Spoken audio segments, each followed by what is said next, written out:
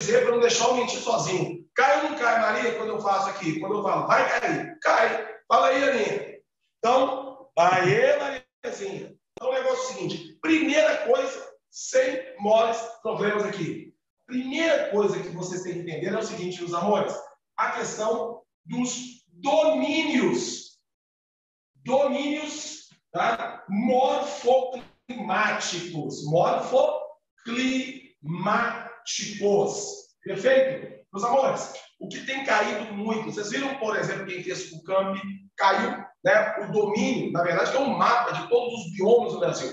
Quem fez a Unicamp, caiu lá uma planície sedimentar, né, fluvial, de rio emendrado, tá? Tem caído muito. Caiu o Cerrado, caiu o Caatinga. Então, preste atenção nisso. Quando falar com vocês domínios morfoclimáticos, a gente está se referindo ao que? As paisagens brasileiras.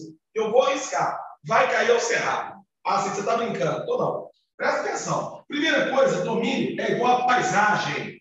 Tá? Domínio é igual a paisagem. Vamos lá. Paisagem. O que é uma paisagem, Cid? Gente, paisagem nada mais é do que o clima mais o relevo, olha aqui, vem comigo, mais a vegetação. Vegetação.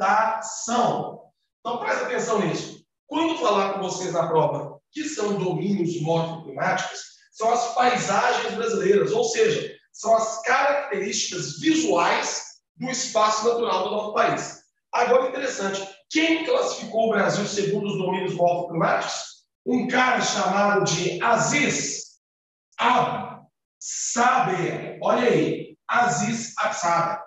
Então, esse cara, ele entendeu o seguinte, no Brasil, nós temos biomas, nós temos características biológicas associadas ao clima e ao relevo. Tá, Cid, mas clima e relevo não são bióticos, não têm vida, não, mas interferem diretamente no processo ecossistêmico. Ou seja, eu posso dizer a vocês que a vegetação é o espelho do clima. Vamos pegar uma questão que caiu da Unicamp. Lembra aquela questão, uma opção que falava que uma planície, né, ela era oriunda de processos de sedimentação cortada por um rio.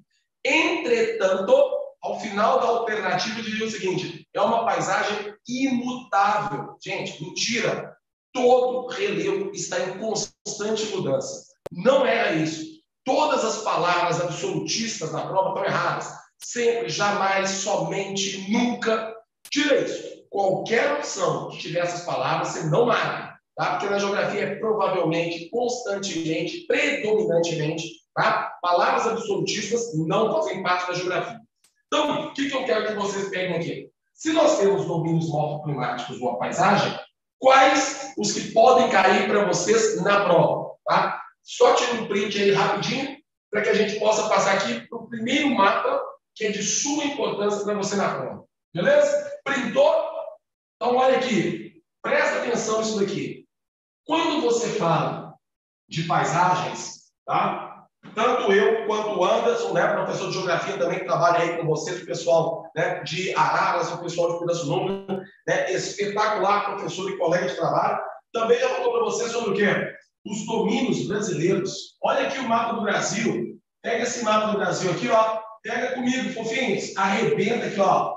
Viu? O que eu quero dizer? O Brasil, ele é um país cortado pela linha do Equador. Olha aqui a Terra. Quando você pega o Equador, ele está aqui, correto? Vamos aqui colocar o Brasil no planeta. Olha o Brasil aqui. O Brasil, além de ser cortado pelo Equador, ele é cortado pelo Trópico de Capricórnio, perfeito? O Trópico de Capricórnio corta o estado de São Paulo. Sidney, e daí? E daí, meus amores? Que quando você pensa nos raios solares, você concorda comigo que os raios solares na região dos polos é tangencial. Os raios polares na região equatorial praticamente são perpendiculares. E aqui são raios oblíquos, temperados ou mesotérmicos. Ou seja, o Brasil é um país que está numa região chamada de intertropical. Se é intertropical, é mais quente. Se é mais quente, evapora mais água. Se evapora mais água, chove mais. Logo, o Brasil predominantemente é um país de paisagens úmidas e quentes, exceto o sertão. Então, caiu na prova. O Brasil predominantemente é um país de clima intertropical quente, úmido. Isto faz com que o Brasil tenha algumas características que nós vamos ver aqui. Pega aqui. Se eu estou aqui no norte, eu tenho um domínio chamado de domínio amazônico. Olha só, amazônico. O que é o domínio amazônico, meus queridos? É a floresta amazônica associada a um clima equatorial quente e úmido. Deu para entender isso? Como assim, Sidney? Ó, aqui o climograma. O ano inteiro. Chove o ano inteiro? Sim. Por quê? Ao calor. Temperatura elevada o ano inteiro. Evapora a água o ano inteiro. Então, chove o ano inteiro. Olha, Sidney, que bacana isso. Cada linha dessa não é a chuva no mês? Caiu na prova para vocês um climograma desse? Só pode ser o bioma amazônico. Perfeito? Vai para o sul do Brasil. Quando você pega o sul do Brasil, você tem um clima mais frio e o inverno é mais rigoroso. Então, você vai perceber que biomas como, domínios como os pampas, olha aqui, os famosos pampas gaúchos, tá? Ou pradarias, olha aí, fofinhos. E nós temos aqui também as araucárias, ó, as araucárias. Nós temos vegetação araucárias, perfeito? Então, são as vegetações de clima frio. Se você pegar um climograma desses aqui, meus amores, olha só como é que é o sul. A temperatura do inverno pode chegar abaixo de zero. Olha aqui, ó. Olha essa amplitude térmica. Tá vendo? Só que, em compensação, por que constantemente as pradarias estão sempre verdes? E isso dá ao Brasil do Sul uma característica agropecuária. O nosso gado, pecuária extensiva melhorada, pasto constantemente verde, é porque chove o ano inteiro. Não esqueça isso na prova. Só existem 2 climogramas que chovem o ano inteiro. O subtropical, chuvas constantes e bem distribuídas ao longo do ano, e o clima equatorial, chuvas intensas, elevados índices pluviométricos ao longo do ano inteiro. Qual é a diferença? A temperatura aqui não varia. A temperatura aqui varia muito. Como é que chama essa diferença entre a máxima e a mínima? A gente chama de delta T, a famosa amplitude térmica. Então, caiu na prova para vocês, pegou o mapa do Brasil, falou para vocês de amplitude térmica. Olha só, à medida que você vai para o sul, aumenta o delta T. Significa que quanto mais para o sul, maior a diferença entre o verão e o inverno. Agora, se eu pergunto o Amazônico, a diferença é mínima. Então, a média térmica é maior. Então, olha esse mapinha aqui. À medida que eu ando para o norte, a média térmica aumenta. Significa que no Brasil, a amplitude térmica e a média térmica são inversamente proporcionais. Perfeito? Então, qual é a região do Brasil que tem um verão e um inverno mais bem marcado? No sul. E há uma dica. Se aqui é reto e aqui é bem curvo, quanto maior a curva do climograma, maior é a distância em relação ao Equador. Agora, se a curva está para baixo, é do hemisfério sul. Por quê? Porque o inverno está no meio do ano. Se a curva estivesse para cima, o verão é no meio do ano, então é no hemisfério norte. Dica para vocês, quando pensar em Brasil, sempre hemisfério sul, curva para baixo. Olha aí, diquinha boa. Toda vez que tiver um climograma curva para cima, hemisfério norte. Então, se cair uma prova, se já caiu um climograma desse para o Brasil, já elimina. Climograma do Brasil, curva para baixo.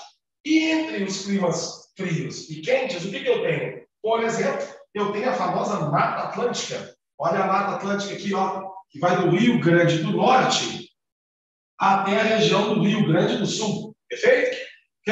Qual é o bioma? Então, é um bioma chamado de mares de morros. Mares de morros. Olha só, fofinhos. Mares de morros. Por que chama mares de morros?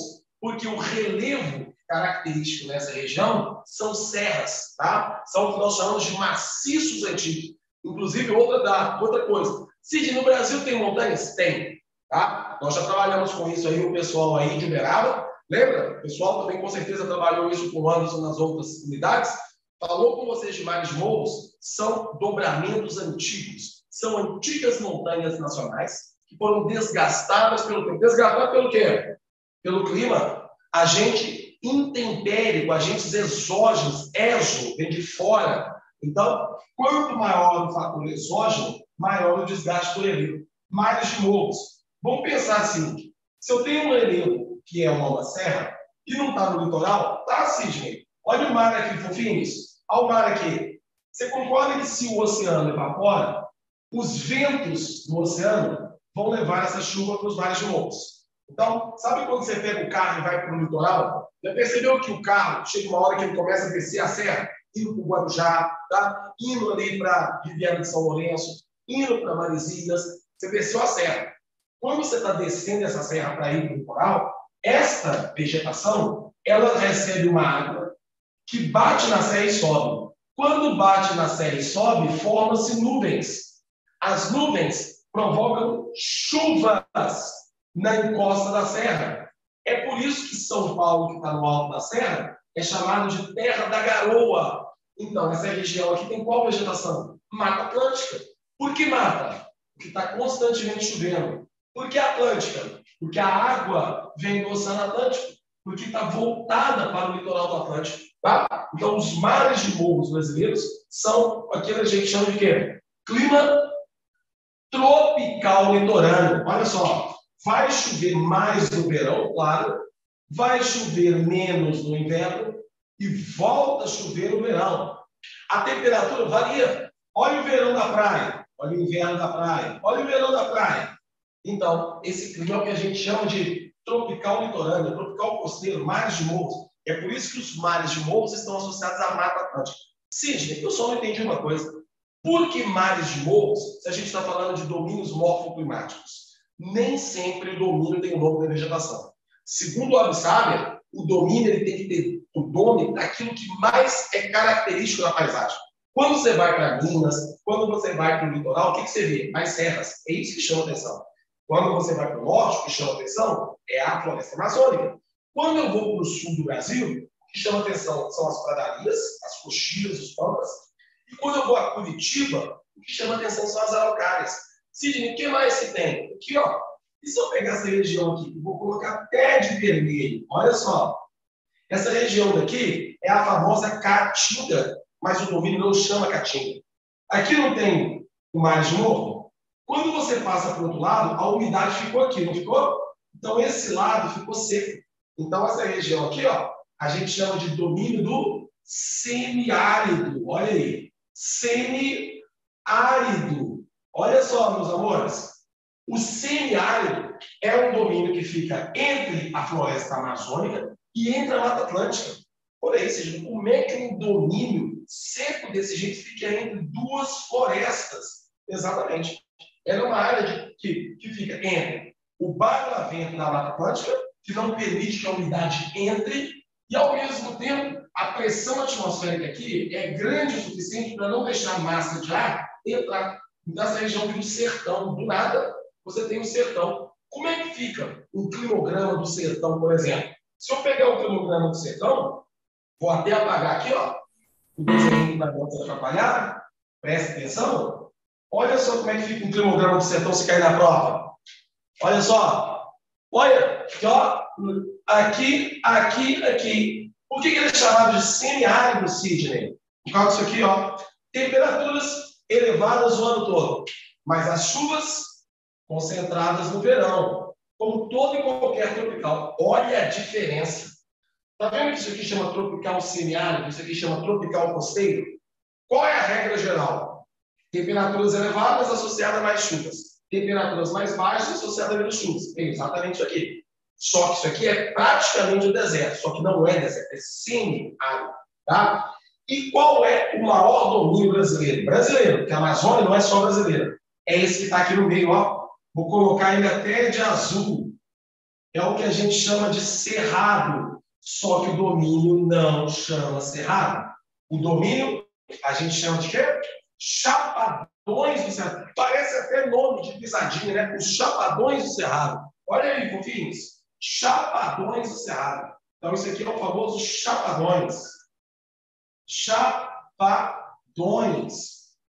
Nossa, Sidney, exato. Onde que eu vejo isso? Brasília. Quando você vai a Brasília, o que acontece? Você vai ver no centro-oeste brasileiro o famoso piquezeiro, tá? Você vai ver aquelas vegetações de cerrado, galhos estenomórficos, retorcidos, e que, durante o inverno, as chuvas diminuem muito, fica seco. É por isso que, como diz o Sandy Júnior, o outono é sempre igual. As folhas caem no quintal. Só não cai o meu amor por vocês, porque este é imortal. Então, olha só aqui, fofinhos. Presta atenção. Falou com vocês do Chapadão do Cerrado, é um climograma assim, ó. Falou centro-oeste, vai chover no verão? Vai. No inverno, praticamente some. Depois volta a chover no verão de novo. E a amplitude térmica é maior, ó. Por quê? Porque está na continentalidade. Amores, isso daqui é um mapa que reflete as pradarias com clima subtropical, os mares de morros com climas tropicais litorâneos, o semiárido com a caatinga, o clima equatorial na vegetação amazônica. Vocês perceberam que aqui em volta eu não emendei os biomas? Porque não são biomas, são paisagens. E toda vez que cai um mapa desse na prova, essa região entre eles, que é uma interseção, você vai chamar de ecótonos. Ecótonos. Vocês viram o que são os ecótonos? Ecótono é uma área de transição. Transição. Perfeito? Então, toda transição ela tem 3 características. Ela é endêmica, olha aqui, ela é endêmica, tá? E ela é biodiversa. Biodiversa, tá? Ou seja, a característica terceira, que é propriamente a transição, o que é endemismo? Endo é dentro. Só ali você vai encontrar aquela vegetação. Sidney, você pode falar o climograma das pradarias, por favor? Claro, olha aí, aqui, ó, é o mesmo. Tanto das pradarias quanto das araucárias, o clima é subtropical, Maria. Olha aí. Tanto para as araucárias quanto para as pradarias, você vai ver climas que a gente chama de subtropical. Por quê? O trópico corta aqui, ó. Tá bom? Perfeito? Beleza? Então, olha aqui. O que é endemismo? Endo, só tem ali. E o que é biodiversa? Como você tem a mistura de várias situações biológicas aqui, ó, o que está aqui no meio não é esse nem esse, é próprio. Sidney, tem nome os biomas? Só 3. 3 desses biomas que a gente chama de ecótonos tem nome, e eu quero que você se lembre que vai cair na prova. A letra A está aqui. A letra B está aqui. E a letra C está aqui. Quais são esses 2 aqui? Esses 3 aqui, maiores ecótonos? Tanto que teve uma prova, se alguém de vocês fez, pode se manifestar, perguntou qual era ecótono, se era o Pantanal ou os mangues. Era o Pantanal. Tá? Os 3 maiores ecótonos que nós temos no Brasil. No Nordeste, o A, nós temos o que a gente chama de agreste. O B, a gente chama de mata de cocais, babaçu e carnaúba. E C, o maior ecótono do mundo, Pantanal. Olha aí, fofinhos. Tá? Então, isso daí é estimado. Se você tiver essa noção de localização brasileira em função das suas funções latitudinais, o conceito de domínios morfoclimáticos, segundo a Absab, paisagem é igual a clima, mais relevo, mais vegetação. E conseguir associar os climogramas com cada um desses, climograma amazônico, climograma dos mares de morros, climograma do semiárido, vou até colocar aqui, ó, tá? Olha aí, tá? Climograma das araucárias e das pradarias, climograma dos chapadões, perfeito? Então, isso daqui também pode cair. Caiu um mapa exatamente como esse, quem fez, né, na Unicamp, um mapa de biomas. Perfeitinho? Galerinha, dá mais um print aí para a gente ir para o próximo. Até aqui, algum comentário? Fala, Laurinha. A letra B, isso. Meio norte. Boa, Laura. Legal, sei que você falou. Uma coisa é o nome da região. Outra coisa é o nome da vegetação ou do ecótono. Por exemplo, como é que chama essa região? Essa região chama sertão. Essa região chama sertão. Qual que é a vegetação? Caatinga, tá? Como é que chama essa região? Pampas. Qual que é a vegetação? Pradarias. Você falou muito bem. Como é que é o nome dessa região? Meio norte. Ou seja, não é nem muito norte ainda, nem muito nordeste. Qual que é o ecórrego? É as cocais, as matas de cocais. Então, você fala assim, eu vou no meio norte ver as matas de cocais. Eu vou ao sertão ver a caatinga, perfeito? Eu vou aos chapadões do centro-oeste ver o cerrado. Deu para entender? Ficou legal? Bacana? Tá tranquilo?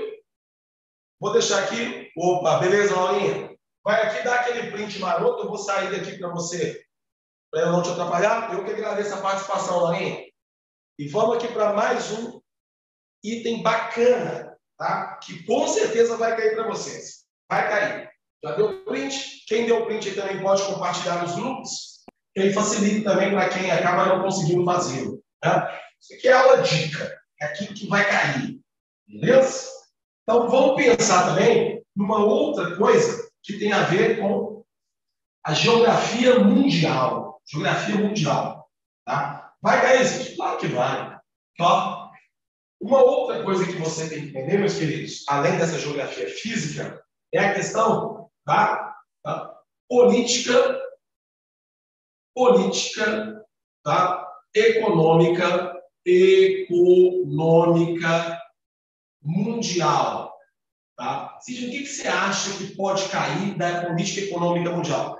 Vai cair alguma coisa relacionada, né, à orientação política e ideológica? Claro que não, né, gente? De forma nenhuma, até porque a prova prima justamente por esta imparcialidade.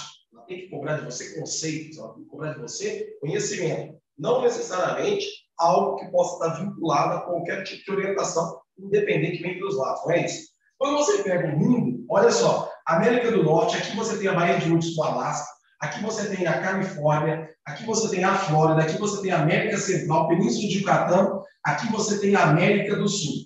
Aqui você tem a Península Escandinava, aqui você tem a Dinamarca, a Península Ibérica, a Itália, o Mar Mediterrâneo, a Grécia, a Turquia, aqui você tem a África, a Arábia Saudita, aqui você tem a Índia, a China, aqui a Sibéria, aqui a Groenlândia, o Reino Unido, a Irlanda, Madagascar, Austrália. Fechou? Ficou legal? Ficou bacana? Agora vem aqui. Primeira coisa que a gente entender da geopolítica mundial. O mundo se divide em dois grandes blocos. Existe uma linha aqui, fofinhos, que chama de Equador. O Equador é a divisão cartográfica. Esse mapa aqui, por exemplo, que eu propus, é um mapa segundo Mercator. Tá? Você pode ver que o norte está privilegiado em relação ao sul. E no caso do sul, é o centro do mundo. Tá, Cid, isso que eu nunca entendi. Por que eles chamam de sul que é centro? Porque o sul que se refere à geopolítica mundial não é o sul abaixo do Equador. É o sul abaixo da linha da divisão internacional do trabalho. Tá? Ó, isso daqui é que é a linha que importa para a geopolítica internacional. Essa linha chama-se DIT, Divisão Internacional do Trabalho. Fechou? Então você pega aqui, ó, metade do mundo a gente chama de norte desenvolvido.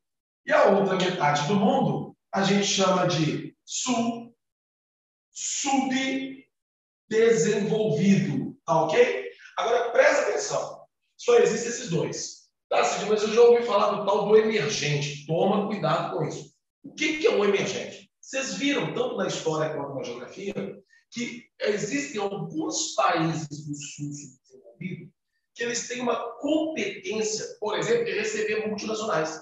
Então, eles passaram a ser industrializados justamente por quê? Porque tem universidades, porque tem mão de obra qualificada, porque tem tecnopolos. Eu estou falando do Brasil, estou falando da China, estou falando da Índia, da África do Sul. Esses países, eles não estão na periferia dos países pobres. Eles estão no estágio intermediário. Nós somos dependentes? Somos.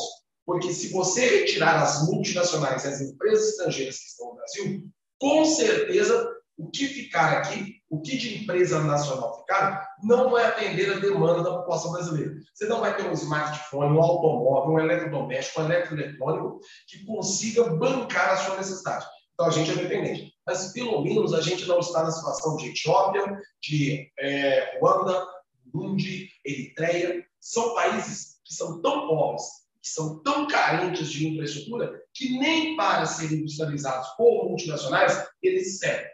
Então, a gente vai dividir o mundo subdesenvolvido em dois. Você tem aqui o que a gente chama de emergente. Emergente. O que é um emergente, Sidney? O emergente, você vai chamá-lo de em desenvolvimento.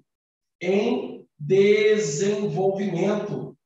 Esse país em desenvolvimento, gente, ele é um país que ele é industrializado. Olha só, ele é industrializado. Perfeito, Sidney. Entretanto, com multinacionais. Multinacionais. Você sabe qual que é o nome que a prova do Enem vai chamar? Vai chamar de periferia dinâmica. Periferia dinâmica. Olha só. Dinâmica. O que é periferia dinâmica? É periferia? É. Mas ela é uma periferia que integra. O Brasil ele é muito importante para os Estados Unidos, assim como o México também é. Né? Você estudou as maquiladoras do México. Empresas que se apropriam da mão de obra regional, diminuem o custo de produção, né? Recebem incentivos fiscais, algumas não pagam nem impostos, e tornam o produto que seria inacessível, por exemplo, o Nike para o mexicano feito na Califórnia, passa a ser feito no próprio México. Então, o mexicano passa a poder comprar o Nike. Você fala, que legal, Cid, que legal. Você acha que no México não tem uma empresa nacional que faz tênis? A partir do momento que você torna o Nike acessível, o que o mexicano faz? Ele abandona o Nike, né, o calçado mexicano, e começa a consumir o Nike. Ele acaba quebrando a empresa nacional, tornando o país mais dependente ainda da empresa estrangeira. Então, essa coisa de a empresa está levando emprego. Peraí, ela não está levando emprego. Ela está levando uma indústria que vai empregar meia dúzia de pessoas, porque vocês concordam comigo, a Nike é mecanizada. A Nike ela é toda automatizada. E ela vai quebrar uma empresa mexicana que quase 100% da produção era artesanal. Então, você emprega 10 e quebra uma empresa que tinha 100 empregados. Então, essa maquiladora, daí o nome vem maquilar, maquiar. Né? Na verdade, o que acontece? Ela só está lá para servir como produção. É uma linha de montagem, mais nada. Não é para levar emprego, não é para levar desenvolvimento, pelo contrário, é dependência. Tá? Então, quando você fala dessa periferia dinâmica, ela é dinâmica porque ela integra. Agora, tem, entre os países aqui, subdesenvolvidos, temos periferia deprimida. Tá? A gente tem a periferia deprimida. Deprimida. Perfeito? Para que ele serve? Ele não é industrializado. Ele é país de quê? País de commodities exclusivamente. Tá? Ele é país exclusivamente de commodities. Tá? Olha só, é um país de commodities. Tá, Cid, mas o Brasil também é, claro. O Brasil também tem commodities. O Brasil exporta produto primário que representa em torno de 13% a 16%, tá, do seu PIB. Tem países que dependem quase 100% das commodities. Tá, Cid, toda commodity é uma matéria-prima fonte de energia? Não necessariamente. Tá? Nem todo produto primário é uma commodity. Para ser commodity, ela tem que ter uma alta demanda internacional. Ela tem que ser, obviamente, administrada pelo mercado internacional, né? Ou seja, a lei da oferta e da procura, o valor de venda está associado justamente a essa lei de mercado. É importante a gente ver isso. E se eu, por exemplo, tá? E ela tem baixo valor agregado. Esse é o problema da commodity. Então, para um pecuarista, para um agricultor, né, para uma mineradora ganhar dinheiro, eles têm que vender toneladas, vender safras e safras. Então, se você, por exemplo, tá aí, é dono de uma propriedade agrícola, é dono, né, de um rebanho, você sabe o quão você tem que vender, o quão você tem que produzir para ganhar muito dinheiro. Agora, imagina, uma pessoa, né, uma produção de soja, que vende toneladas de soja para ganhar dinheiro. Vende para um país que produz o óleo de soja e ganha muito mais dinheiro, né, no custo-benefício do que o produtor de soja. Né? É uma área de produção de soja enorme. Uma área para produzir um óleo de soja é bem menor. Então, o valor agregado do produto industrializado é sempre melhor. Então, ele melhora a balança comercial do país. Então, o mundo é dividido em países do norte desenvolvido e do sul subdesenvolvido. E no sul subdesenvolvido você vai chamar de emergentes e próximo também periferia deprimida. Aqui são os países industrializados com as multinacionais, e aqui são os países que vivem exclusivamente commodities. Por isso que chama DIT, Divisão Internacional do Trabalho. Cada país do mundo tem um papel, tá? Então, cada um deles serve a uma necessidade. Isso aqui é a famosa teoria centro-periferia. Então, se cair na prova, vocês, o que é a teoria? Centro-periferia é essa teoria aí, ó. Periferia. É a teoria contemporânea do mundo. É a atual ordem mundial. Tá? É a divisão pela qualificação do trabalho. Cada país tem um papel. Beleza? Alguma dúvida? Dá um print bacana. Vamos com outro negocinho. Pergunta aí. Alguém quer? Maria? Algum comentário? Aninha? Pessoal que está aí assistindo? Resistentes, né, deste horário, em plena quinta-feira. Tá tudo ok, Maria? Beleza? Valeu, valeu. Então dá aquele print maroto aí. Dá aquele print maroto. Amanhã eu estou em Uberaba, né? 7h20 da manhã estarei aí, dando aquela aula para os meus fofinhos. Eita! Nem vai parecer que a gente se pensou só vou. Opa, tudo certo, beleza? Valeu, Laurinha. Obrigado. Boa, boa, boa. Tá? Olha só, meus amores. Outra coisa que pode cair para vocês. Tá? Questão de agricultura. Questão da agricultura, o espaço rural, agricultura. Amores, quando fala agricultura, primeira coisa, não confunda espaço agrícola, tá? É diferente de espaço rural. Espaço rural, tá? Por exemplo, você, se cair lá no Enem, lá, o Brasil ele é mais urbano ou é mais rural? Você vai falar assim, Cid, no Brasil é rural. Opa! Presta atenção. Aqui, ó, se você pegar o Brasil, pouquinhos, onde está a população brasileira? Localizada em cidades, não é? Sim, Cid. Então, você pega aqui, por exemplo, você vai ter uma população aqui nessa região, do Nordeste, até por uma herança colonial. Você tem aqui no litoral, em torno da região do Rio Amazonas, que pode, inclusive, ter sido herdada da questão do ciclo da borracha. Aí você tem aqui no Sudeste, obviamente, devido aos sucessivos ciclos econômicos, em torno de Brasília, obviamente, durante o período JK, o sul brasileiro, tá? Olha aqui. E aqui, principalmente. Você tem algumas cidades gêmeas, né? Que são as cidades aqui. Você pega Pedro Juan Cabaleira, onde você tem aqui divisa com o Paraguai, por exemplo. Vocês estão vendo que a população brasileira, ela ocupa, olha só, quando você pega a população brasileira, olha onde ela está. A população brasileira, gente, ela ocupa menos de 30% do espaço brasileiro. Então, olha só, isso daqui a gente chama de espaço urbano. Espaço urbano. Perfeito? E esse espaço aqui, fofinhos, a gente chama de espaço rural. Olha aqui. Espaço rural. Agora, não quer dizer que a Amazônia é um espaço rural, que ela vai ser um espaço agrícola. Quando você tem espaço agrícola, é um espaço produtivo. Perfeito? E o espaço rural é um espaço não urbano. Então, olha uma coisa interessante para você ver. O Brasil, o espaço, olha aqui, o espaço rural é maior que o espaço urbano. Você está brincando, Sidney? Olha aí.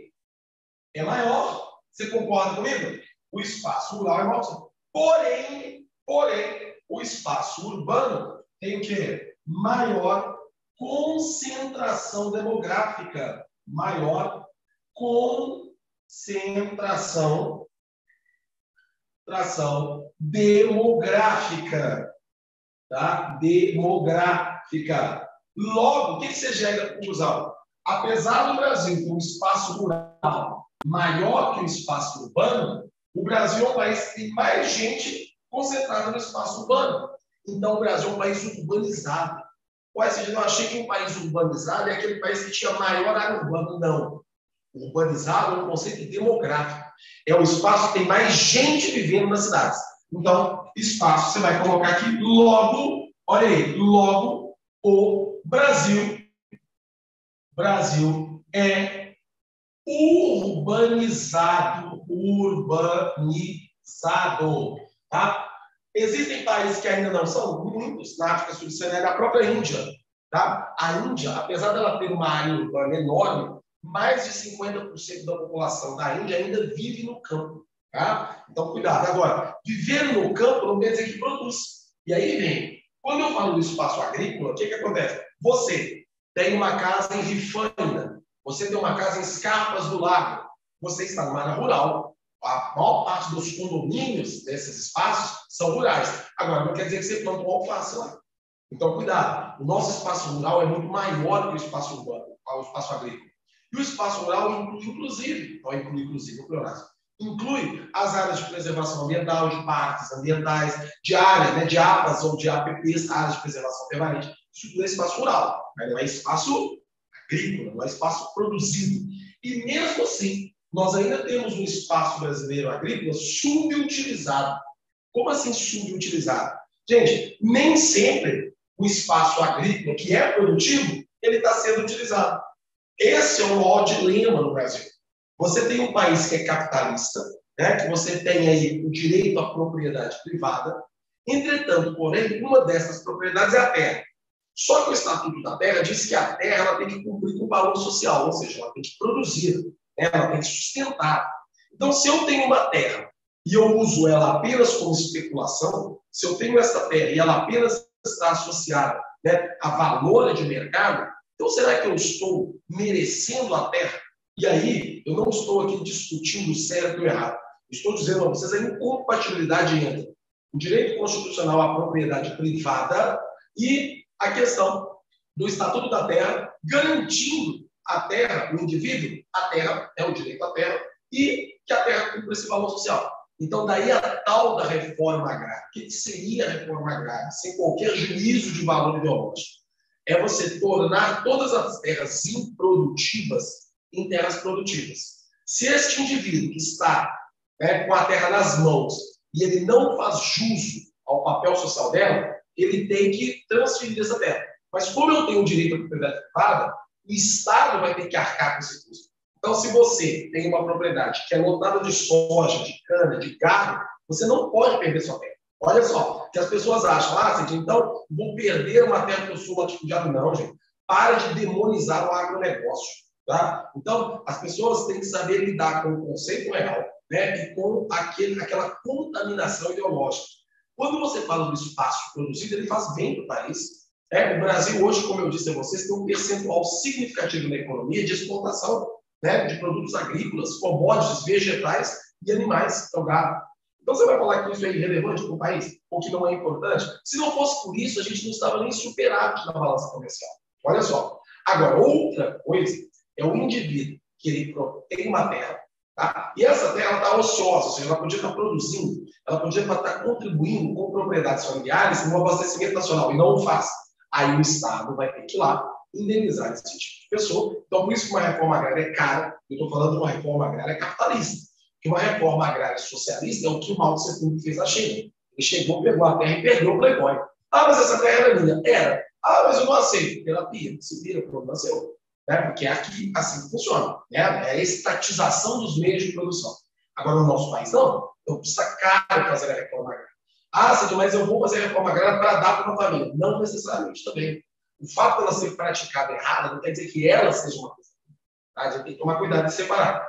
Quando você pega uma propriedade e transforma ela em propriedade familiar, e essa família começa a produzir, oferecer no mercado, ao invés de produzir soja, produzir laranja, produzir cana-de-açúcar, que é um valor especulativo de mercado internacional, eu ofereço produtos do mercado nacional para agregar valor que é a cesta básica. E, consequentemente, o que acontece? A oferta maior de produção interna diminui o custo de produção, diminui o custo de acesso, que é a lei da oferta e da procura.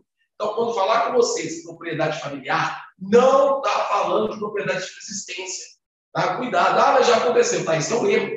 Eu não posso qualificar uma reforma, seja ela previdenciária, seja ela agrária, o que quer que seja, por conta das práticas erradas. Assim como eu não posso criticar o socialismo pela prática do socialismo real soviético, pela prática do socialismo real chinês. Né? Se eu quero, eu posso criticar sem problema nenhum, eu tenho que criticá-lo na base. Eu tenho que ir lá e criticar o socialismo utópico francês. Eu tenho que criticar o socialismo científico marxista. Esse eu tenho que criticar na base conceitual. Né? Agora, criticar numa prática, eu posso propor uma coisa perfeita e você cometer errado e a culpa é minha. Não, eu fiz a proposta correta. É a prática, por isso que a gente chama de socialismo real. É o que deu, né, é o que aconteceu. Olha o horário, Sidão. Puta merda, acabou. Amores, de qualquer forma, é uma aula dica, como eu disse a vocês. Se você chegou a conversar com o Luiz e dar aula no cursinho Poliedro amanhã, gente, na verdade, nós não conseguimos isso, porque eu também tenho, né, como lá em Uberaba, só tenho eu como professor de geografia. Em Araras tem o Anderson e eu, né, e eu quinzenalmente vou lá, eu sei que isso é um débito, né, eu até peço desculpas, a gente vai tentar resolver isso no próximo ano. Eu não consegui ajeitar esse horário para que eu pudesse voltar ao Poliedro amanhã, tá? Mas eu estou disponível para vocês, para dúvidas, amanhã eu tenho que estar em Uberaba. Realmente amanhã eu não consigo ir ao Poliedro. Eu até gostaria, até para ajudá-los aí na véspera, né, do vestibular. Eu sei que muitos de vocês estão ansiosos aí, né, com o domingo, mas fiquem tranquilos, vocês são muito bem preparados. O Anderson, né, muito competente no que ele faz aí, eu tenho certeza que vocês não vão ter problema, não. Mas se tiver dúvida, pode me perguntar, entre em contato comigo, muitos de vocês têm contato, eu já passei pelo grupo, né, e amanhã realmente eu tenho que ir para Uberaba, tá bom? Mas ano que vem vocês não vão precisar de mim, vocês vão estar no vestibular, mas eu concordo. Ano que vem a gente vai tentar resolver essa coisa do quinzenal, tá bom? Mas vocês estão bem preparados, relaxa, vocês estão muito bem, beleza? Vem para Uberaba amanhã. Lógico que eu vou, né? Também que ir. Beijo, meus amores. Fique com Deus. Bruninho, obrigado. Valentina, muito obrigado. Amanhã estarei lá. Maria, valeu. Laurinha, valeu pela participação. Pessoal de Pirassununga, que eu não conheço, né? A única turma que eu não conheço. Marcelo, obrigado. Então, foi um prazer tê-los aqui. Espero que tenham aproveitado, gostado. Tá? Lucas, fala os tópicos que você ia falar. Tá? Os tópicos, é o que eu falei. Para começar, domínios morfoclimáticos nos espaços físicos nacionais. Tá? Você vai ter isso. Depois, você vai ter a questão da geopolítica internacional. E aí, depois, quais são os outros? População, pirâmide etária, a transição demográfica, a população economicamente ativa sempre vai cair. Outra coisa, migrações, o outro tema que está despencando, migrações de refugiados para o Brasil, para outros países, na África subsaariana, né? O pessoal aí, a gente trabalhou com isso, né? Tanto em Uberaba quanto em Araras. Então, as migrações de refugiados na África subsaariana, a América Central.